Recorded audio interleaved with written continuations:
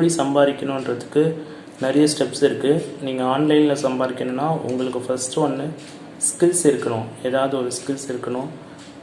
இல்லை computer based நீங்கள் எதாவது படிச்சிருக்கணும். அப்படின்ற பட்சத்தில் உங்களுக்கு ஆன்லைன் வந்து ரொம்ப ஹெல்ப்ஃபுல்லாக இருக்கும். ஆன்லைனில் நிறைய பசங்க வந்து கேம்ஸ் விளையாடி சம்பாதிக்கிறாங்க. ஃபார் எக்ஸாம்பிள் மாதம் 4500, 5000, 10,000 கூட சம்பாதிக்கிறாங்க. ஸோ எப்படி பார்த்தீங்கன்னா ஒரு நாளைக்கு 200 சம்பாதிக்கணும்னு வச்சுங்க. அந்த 200 அவங்க 8 hours 12 hours வந்து கேம் விளையாடுறான். ஸோ அதனால் அவங்க கண் என்ன ஆகும், கை என்ன ஆகும், போன்ஸ் எலும்பு முதுகெலும்புலாம் என்ன ஆகும் யோசித்து பாருங்கள். ஸோ இந்த மாதிரி நீங்கள் கடின உழைப்பு போட்டு சம்பாதிக்கிறதுனால என்ன யூஸ் இருக்குதுன்னு எனக்கு தெரியல. ஸோ ஆன்லைனில் நீங்கள் சம்பாதிக்கிறது எப்படின்னா நீங்கள் ஸ்டெப் பை ஸ்டெப்பாக ஒர்க் பண்ணணும். ஸ்டெப் பை ஸ்டெப்பாக டெய்லி கொஞ்சம் கொஞ்சம் ஒர்க் பண்ணிங்கன்னா சம்பாதிக்கிறதுக்கு நிறைய வழிகள் இருக்குது. அதில் ஒரே ஒரு ஸ்டெப்பை பற்றி இன்றைக்கி நான் சொல்லித்தரேன். ஸோ கூகுளில் நிறைய வழிகள் இருக்குது. இப்போ நீங்கள் கூகுள் நிறைய முறை யூஸ் பண்ணியிருப்பீங்க, ஜிமெயில் ஓப்பன் பண்ணியிருப்பீங்க. அப்போ ஜிமெயில் நீங்கள் யூஸ் பண்ணும்போது பார்த்தீங்கன்னா ரைட் சைடில் கட்டமாக ஒரு 9 கட்டம் இருக்கும்.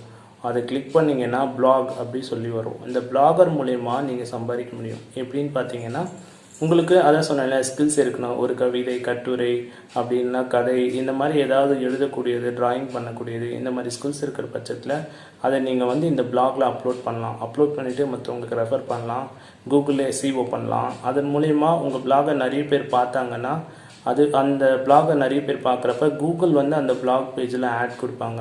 அந்த ஆட்ஸை மக்கள் பார்க்குற பட்சத்தில் உங்களுக்கு அதன் மூலயமா வருமானம் வரும். இது எல்லாமே வந்து பார்ட் டைம் ஒரு வருமானம், எக்ஸ்ட்ரா ஒரு ஏர்ன் மணி பண்ணுற மாதிரி ஆப்ஷன் தானே கண்டி. இதை வச்சு நம்ம லைஃப் ஓட்ட முடியுன்றது கஷ்டம். இதை பெரிய லெவலில் பண்ணும்போது கண்டிப்பாக ஒர்க் அவுட் ஆகும். இப்போ வந்து ஒரு டேலண்ட் எதுவுமே இல்லை அப்படின்றப்போ என்ன பண்ணுவாங்க?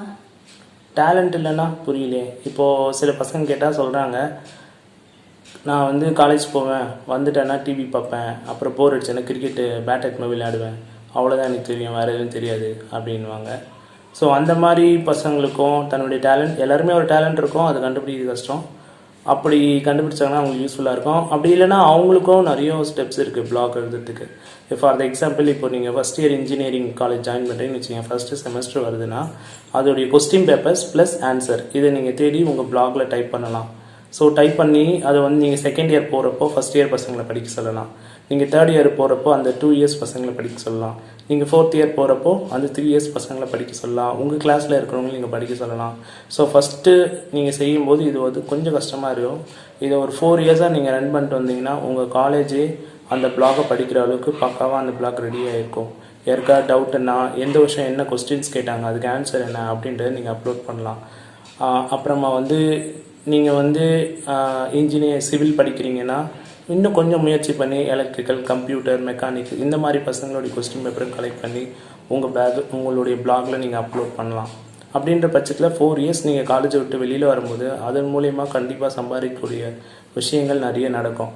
உங்களுக்கு இன்னும் நல்ல இன்ட்ரெஸ்ட் இருந்து உங்களுடைய டைம் ஒர்க் அவுட் ஆச்சுன்னா நீங்கள் வந்து இதையே வந்து arts college question paper plus வந்து மெடிக்கல் காலேஜ் கொஸ்டின் பேப்பர் இந்த மாதிரி எல்லா டீட்டெயிலையும் கலெக்ட் பண்ணி நீங்கள் ஒரு பிளாக் ரெடி பண்ணிங்கன்னா உங்களுக்கு ஒரு பக்காவான ப்ரொஃபஷ்னல் கிடைக்கும். ஸோ ஆன்லைன்ன்றது இதுதான்.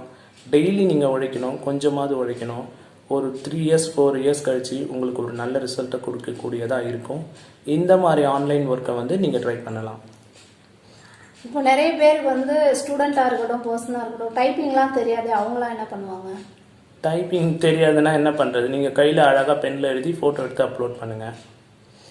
கையெழுதும் சரியாக வராத பசங்கள்லாம் கையெழுத்து வரலன்னா பக்கத்தில் அண்ணன், தம்பி, அக்கா, தங்கச்சி யாராவது நல்லா எழுதுவாங்க, அவங்கள காக்கா பிடிச்சி அவங்களுக்கு எதாவது வாங்கி கொடுத்து அவங்கள எழுத சொல்லி நீங்கள் வந்து அதை அப்லோட் பண்ணலாம். அது இப்படி ஸ்டூடெண்ட் வந்து பேக்கெட் மணின்றது இருக்க மாட்டேது. பேக்கெட் மணியே இல்லைனா வீட்டில் அம்மா வாரத்தில் ஒரு நாள் கறி குழம்பு, மீன் குழம்பு வைப்பாங்கள்ல, அதை எடுத்து போய் கொடுத்து அதை வச்சு ஐஸ் பிடிச்சி எழுதி வாங்கி அப்லோட் பண்ணுங்கள். இப்போ பாருங்கள், அப்லோட் பண்ணோன்றது தான் தாட். அது எப்படி அப்லோட் பண்ணோன்றதை நீங்கள் தான் யோசிக்கணும். அதுக்கெலாம் யாரும் வழி சொல்ல மாட்டாங்க. இன்னும் சொல்ல போனால் என்ன சொல்லலான்னா வந்து நீங்களே அதை டைப் பண்ணி அப்லோட் பண்ணிட்டீங்கன்னா உங்களுக்கு எந்த ப்ரெஷரும் கிடையாது. நீங்கள் அடுத்தவங்க கிட்ட கொடுக்கும்போது அந்த வேலை வாங்கி அப்லோட் பண்ணுன்ற போது உங்களுக்கு பொறுமை குணம் வேணும். ஸோ அவங்க வந்து ஃப்ரீயாக பண்ண மாட்டாங்கன்னும் போது நீங்கள் கொஞ்சம் இன்வெஸ்ட் பண்ணணும். ஸோ உங்கள்கிட்ட குறைகள் இருக்கும்போது அதுக்கான ஸ்டெப்பு ப்ரொசீஜர் நீங்கள் தான் திங்க் பண்ணணும்.